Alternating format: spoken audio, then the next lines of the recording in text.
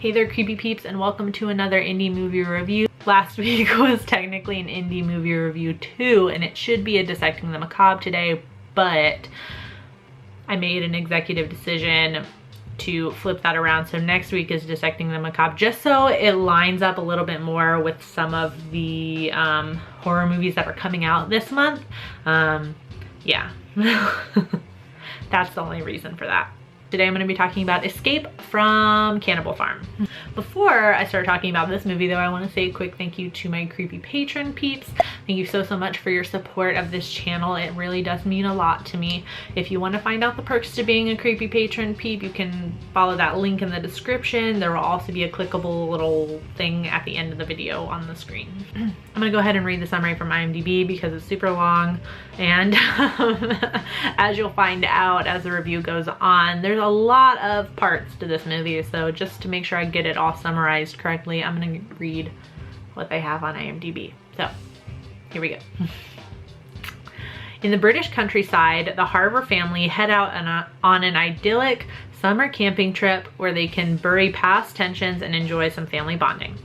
But when their camp is sabotaged by an unseen intruder in the night, they head to the nearby creepy old farm desperate for help, where vengeful farmer Hunt Hansen and his hideously deformed son aren't farming animals. Caged and waiting for their limbs to be severed, cooked, and eaten one at a time, the Harver family must overcome their differences and unite in order to escape alive. This movie takes a lot from Texas Chainsaw Massacre and other films like The Hills Have Eyes, but there's a certain twist in the film, which I won't talk about since this is like technically a new release. I won't talk about it, but there is the first twist. We'll get more into that later. The first twist was really good, that it just made me completely willing to look past all the stuff that was really derivative of mostly Texas Chainsaw Massacre.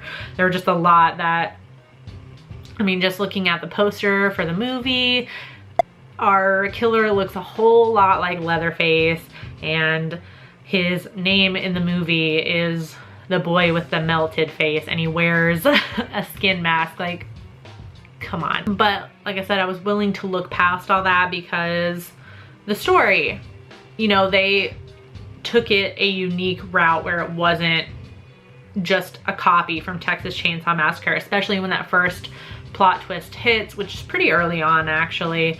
And then all of a sudden I got really excited about it, and I was like, okay, like, I'm here for this movie.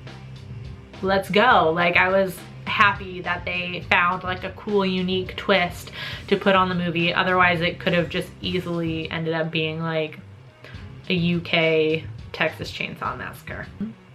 For an indie feature, there were some really good performances. The one that stood out the most to me was our main character, Jessica, who's played by Kate Marie Davies. Did an excellent job.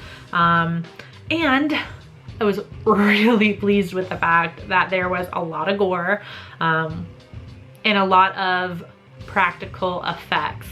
So I feel like a lot of times with these screeners that I get, they're indie movies and a lot of times really low budget, and sometimes you just get these like awful CGI blood splatter messes, and they just look awful and just bleh. So I was really worried about that, especially this being like Escape from Cannibal Farm, so you're expecting a lot of gore, and I was expecting a lot of CGI gore, which I did not get, and that made me really happy. There was lots of blood, lots of just like ridiculous people's like hands getting blown off, limbs getting sawed off, and it was great. I really enjoyed that. Some parts of this movie were like really out of place. Like, it was weird, like just things like I feel like would have been okay if they just followed through with it. Like, for example, there's a self-aware kind of joke in the beginning, like where the stepdad, who's, you know, driving them all out there to this camping trip, they're kind of lost, and they see this guy sitting on the road, and they want to ask him for directions, and he's like, to the effect of like, no, you never ask the creepy old man for directions.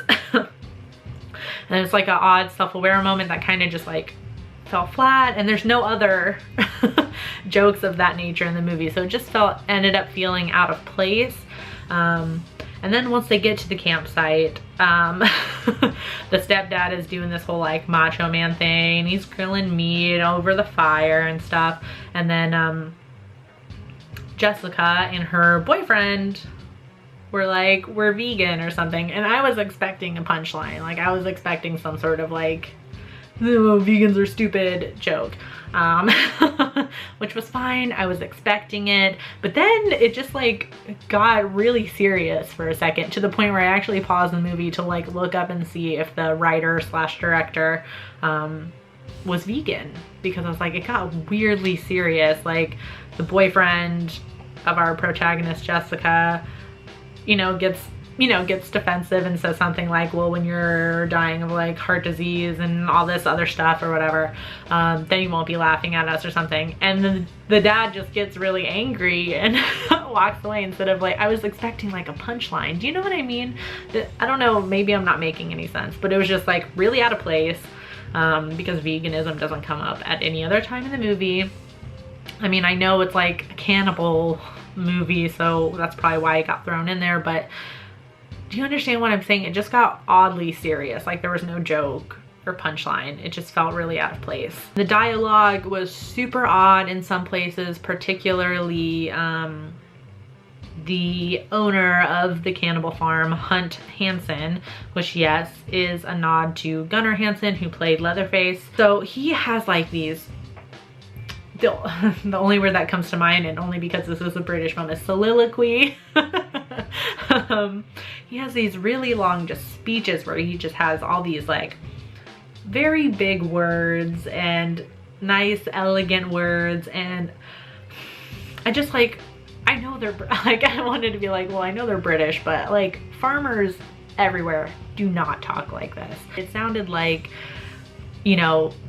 an essay I would have concocted in like a middle school when you're trying to make yourself sound smarter, so you go to the thesaurus and start replacing words that you would normally use with words that you don't use, and it just sounds unnatural because it's not words you would normally use, and that's what that felt like. So like I said, getting back to the plot twist, so after that first really good plot twist that got me interested,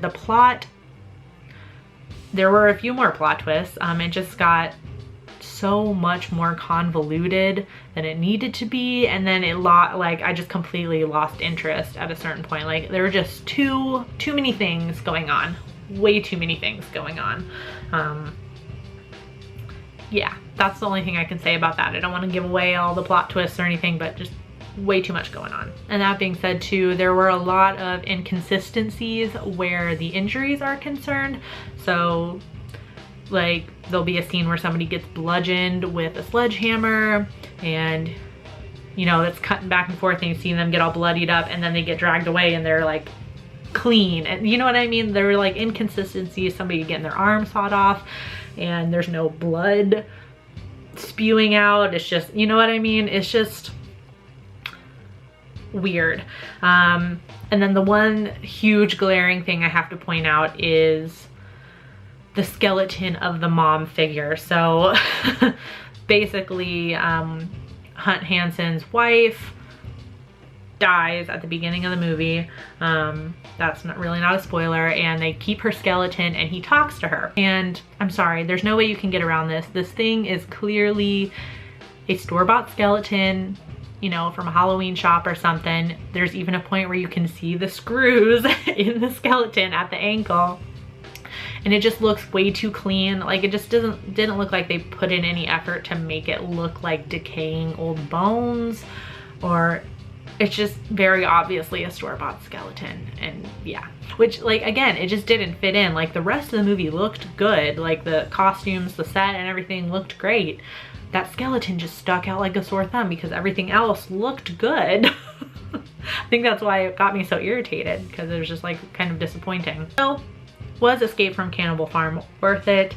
Sadly, no. I'm gonna give it a rating of 1 out of 5. As I'm watching it right now, it's not out on video on demand yet, but as you're watching this right now, it is. So as I'm filming it right now, where it's not out on video on demand, I got this as a screener, if that's not obvious already. It only has an IMDb score. So on IMDb, it has a 6.6 out of 10. Doesn't have any other ratings out yet. So like I just explained in the most convoluted way, the movie should be available right now as you're watching this on video on demand. Although I did look at the email they sent me and it didn't say where it was going to be available, so I'm not able to say it right now.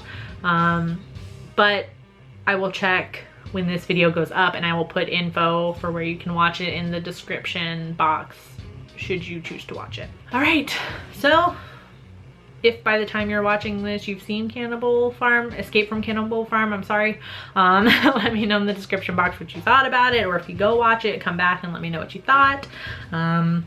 You can find me at all the normal social media places. The links for those are in the description. You can find me on my blog at nightmaremaven.com.